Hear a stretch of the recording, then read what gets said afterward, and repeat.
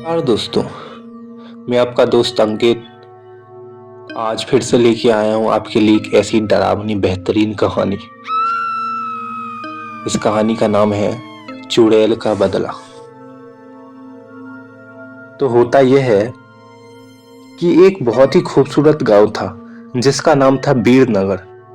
यहाँ सभी लोग बहुत खुशी खुशी अपना दिन गुजारते थे। गांव में सभी कुछ अच्छा चल रहा था और इसी बीच अमेरिका से एक फैमिली अपने पुश्तैनी घर में रहने आई।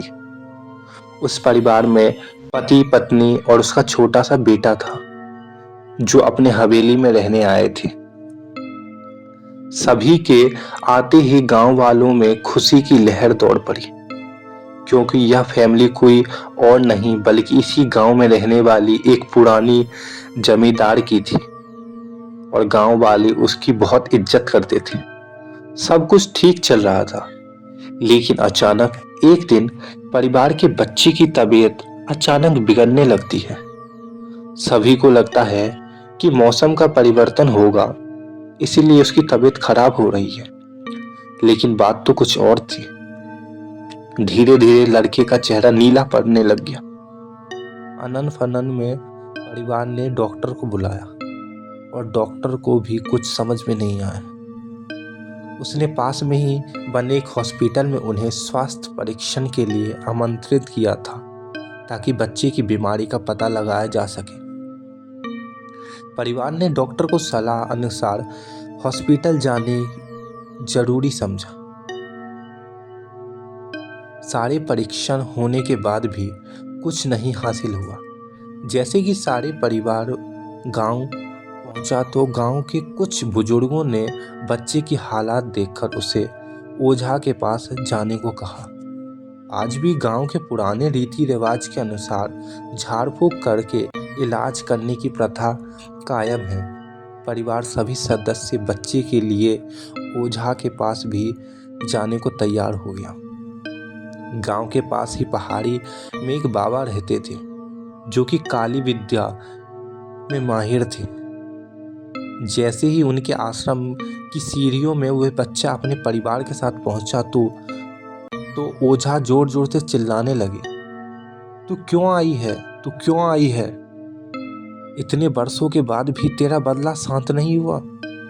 यह सब सुनकर बच्चे की माता पिता गांव वाले दहशत में आ गए। उन्हें समझ नहीं आ रहा था कि बाबा इतना क्रोध क्यों कर रहे हैं, जबकि उन्हें सभी तक कोई बात बताई नहीं गई है। लेकिन बाबा तो काली माया में पारंगत थे, इस वजह से उन्हें रूहानी ताकत को पहचानना आता था। सभी लोगों ने आश्रम में प्रवेश किया, लेकिन बाबा ने केवल उस बच्चे के पास आने को कहा। बच्चे की हालत बहुत ही खराब थी। उसकी आंखें लाल हो चुकी थी, उसका शरीर नीला दिखाई पड़ रहा था और उसके शरीर का तापमान आम बुखार से कहीं ज़्यादा था। ओझा ने विभूति उठाकर बच्चे के मुंह पर फेंका। बच्चा जमीन पर लेट गया और जोर जोर से हाथ पैर हिलाने लगा। सभी को कुछ समझ नहीं आ रहा था कि बाबा ने विभूति से क्या चमत्कार किया कि बच्चा अपने आप जमीन पर लेटकर ऐसी हरकतें करने लग गया। तभी अचानक बच्चे अपने पैर की उंगली के बल खड़ा हो गया और बहुत ही खूंखार औरत की आवाज में ओझा को उसके पुराने नाम से बुलाया, अरे ओ प्रेमनाथ, मैं तुम्हें नष्ट कर दूंगी। लड़के का ऐसा स्वर सुनकर उसके माँ बाप घबरा गए। लड़के को इस अवस्था में देखकर उनके कुछ समझ नहीं आ रहा था कि ऐसा क्यों हो रहा है। तभी ओझा ने एक मंत्र पढ़कर बच्चे को अपने काबू में किया।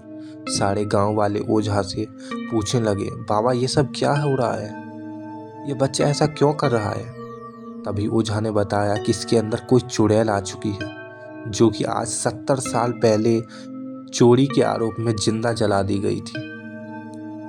उसको ऐसी सजा देने वाला कोई और नहीं बल्कि इसी बच्चा के दादाजी थे और वह चुड़ैल अपना बदला लेने इसलिए आई है क्योंकि वह गर्भवती अवस्था में जिंदा जलाई गई थी और उसके कोख में पल रहा मासूम बच्चा भी जल गया। इसी वजह से वे वंश बच्चे को भी दर्दनाक मौत देना चाहती है। ताकि उसका बदला पूरा हो सके। ये सारी कहानी जानने के बाद उसके परिवार वाले ओझा के सामने गिड़गिड़ाने लगे और अपने बच्चे की जान की भीख मांगने लगे। तभी ओझा ने अपनी घोर तपस्या शक्ति से मंत्रों के उच्चारण के साथ उस चुड़ैल को मासूम बच्चे से बाहर निकाल दिया और कुछ ही क्षण में बच्चा सामान्य हालत में आने लगा। सभी को लगा कि सब कुछ हमेशा के लिए ठीक हो गया, लेकिन यह तो एक शुरुआत थी।